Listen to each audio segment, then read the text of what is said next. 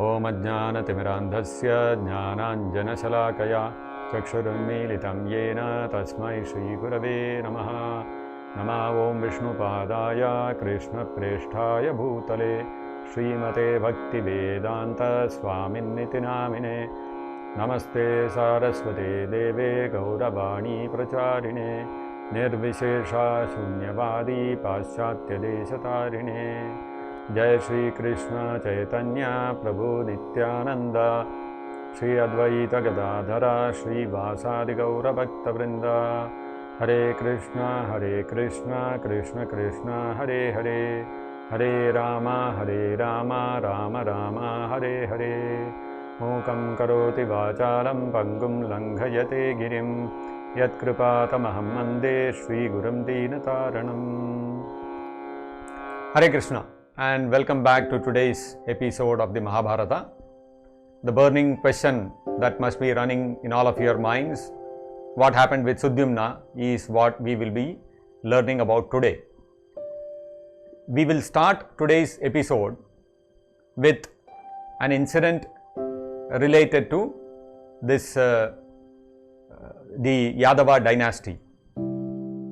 In the beginning, Lord Brahma, when he was creating this material world, he created many sages.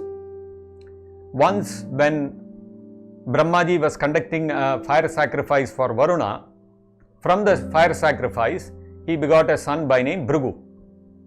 From this Bhrigu Muni, after a few generations after Bhrigu Muni, came Shukracharya. Shukracharya became the priest of the Asuras. And Shukracharya had two sons, Shanda and Amarka, and he had one daughter, Devayani. Shukracharya was serving as the chief priest of a king by name Vrishaparva, and this Vrishaparva had a daughter by name Sharmishta. Now, because Shukracharya often used to come to the palace of Vrishaparva and conduct all his sacrifices, pujas, rituals, etc. The family of the king as well as of the chief priest were quite close. And so Sharmishta and Devayani, they became close friends. Once it so happened that Sharmishta, because she was a princess, she had many friends.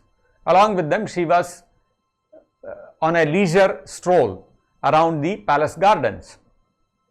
Accompanying her, Devayani was also there. While they were strolling around the palace garden, they came upon a nice pond, and so they all thought, let us take a dip in the pond.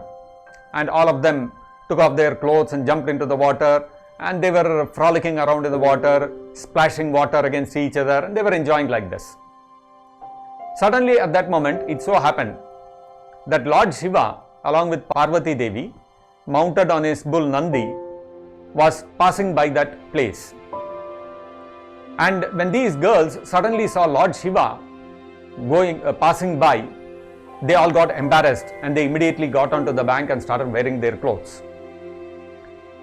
Now you can imagine the girls are all in a hurry and everybody is picking up her clothes and wearing it and all that. In the middle, by mistake, Sharmishta picked up one of the clothes of Devayani and she was about to wear them. When Devayani saw this, she became wild. Devayani's nature was that she was quite an innocent girl, but she had a short temper. And she flew into a rage and started using uncharitable words against Sharmishta. She said, Devayani said, "Arey, what is this? You are trying to wear my clothes. This is exactly like a dog coming into a sacrificial arena and trying to steal away the ghee meant for the sacrifice.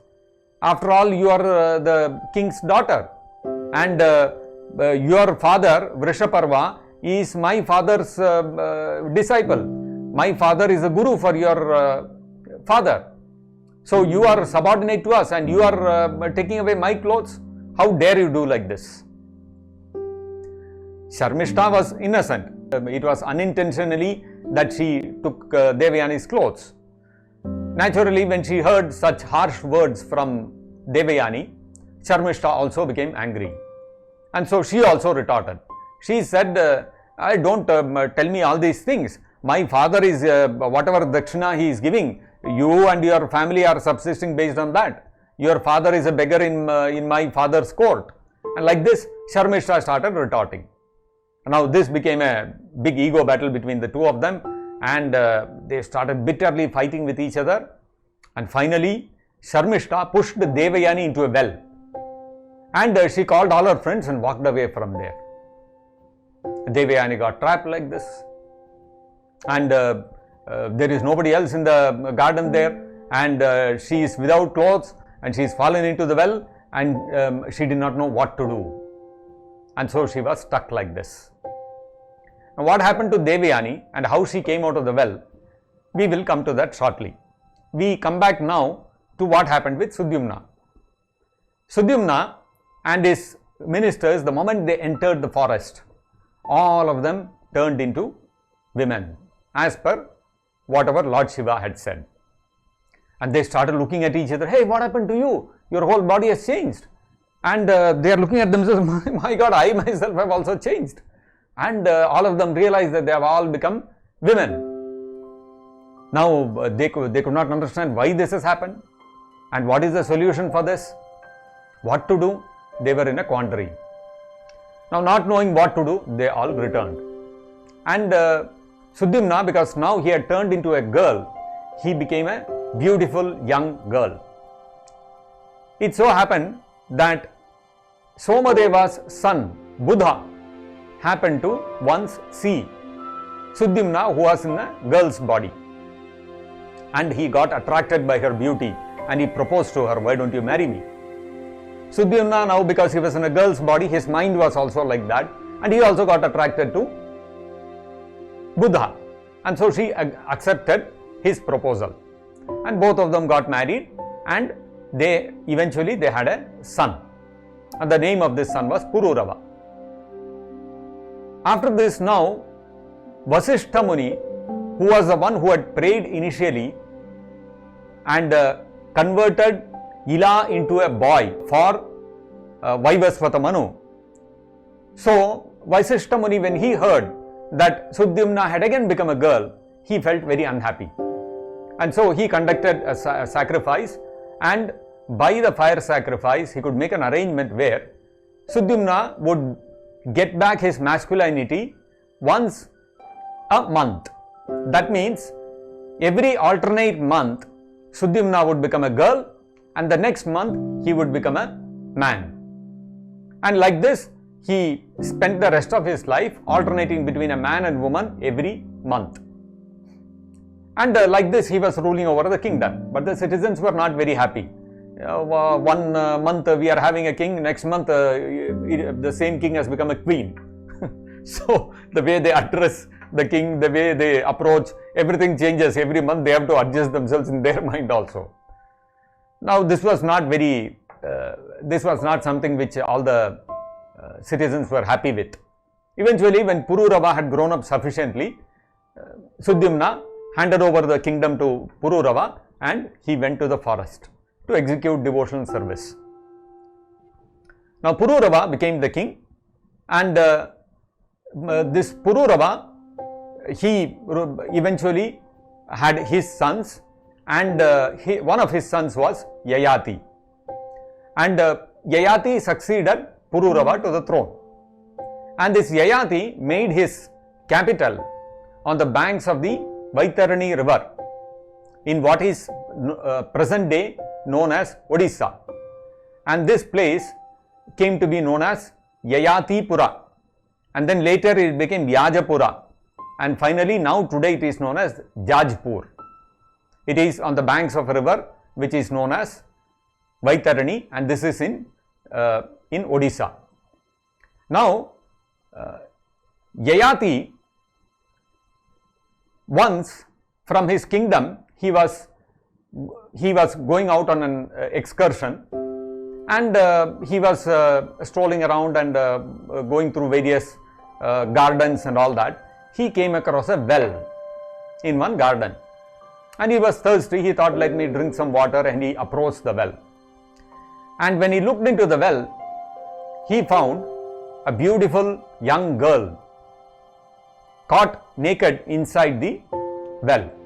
No prizes for guessing who this is. This was Devayani. Having looked at her, having understood that she has somehow fallen into the well, Yayati took compassion upon her, and he removed his upper clothes. He gave those garments to Devayani to wear, and he pulled her out of the well. Now, when Devayani was rescued like this, naturally you would have seen in all Bollywood movies, that is the entry for the hero, right? The heroine is being harassed by some goons, and the hero makes a dashing entry, and he saves the heroine, and the heroine falls in love with him. So mostly, this has begun from there. And Devayani, being rescued by Yayati, she fell in love with Yayati, and she wanted to marry him. But then when she proposed to Yayati that, oh hero, you have rescued me, and I am very much obliged to you, and I would like to marry you, Yayati was a little hesitant. Why was Yayati hesitant? Because according to the Vedas, a person of a man of a lower caste marrying a girl of a higher caste is called pratiloma. It is generally not preferred. A man of one caste marrying a woman of a lower caste is not incompatible. It is not undesirable, and so that is generally accepted. Generally, the man from a lower caste would not marry a woman of a higher caste. Not that it was forbidden, or that if they would marry like this, if there was an intercaste marriage, there would be some honor killing. Those were definitely not the considerations. The consideration was something else. What was Yayati's consideration? Based on so why was he considering the caste? It appears from this as if the caste system as we know it today, based on the birth, was prevalent those days. Actually, if you go by the Shastras, if you look at the Mahabharata, in the Mahabharata, there is a description of the 12 qualities of a Brahmana. Now, if the caste is by birth, then why is the list of qualities required? Why is qualification needed? If already by being born in a Brahmana family you are automatically a Brahmana, then what is the need for all this list of 12 qualities? The fact is, the list of 12 qualities itself indicates that caste is not by birth. You have to qualify yourself to be called a Brahmana. Lord Krishna also says in Bhagavad Gita, which is again part of the Mahabharatam, that Chatur Varnyam Maya Srishnam Guna Karma Vibhagashaha. The 4 Varnas or castes of Brahmana, Kshatriya, Vaishya, Shudra are created according to the Guna and Karma, qualities and propensities of work for the people.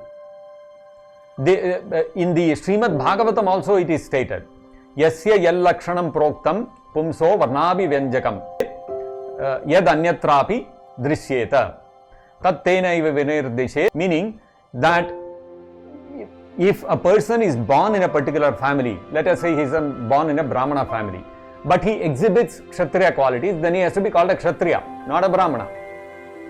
There are examples like this. Vishwamitra Muni. Vishwamitra Muni was born as a Kshatriya, he was a king, and as long as he was executing the responsibilities, activities of a king, he was called a Kshatriya. The moment he gave up the activities of a Kshatriya and took up the activities of a sage, he became a Brahmana. Within the same lifetime, he changed from Kshatriya to Brahmana. Like that, many instances are there. Sons of Kshatriyas being born and they become Brahmanas.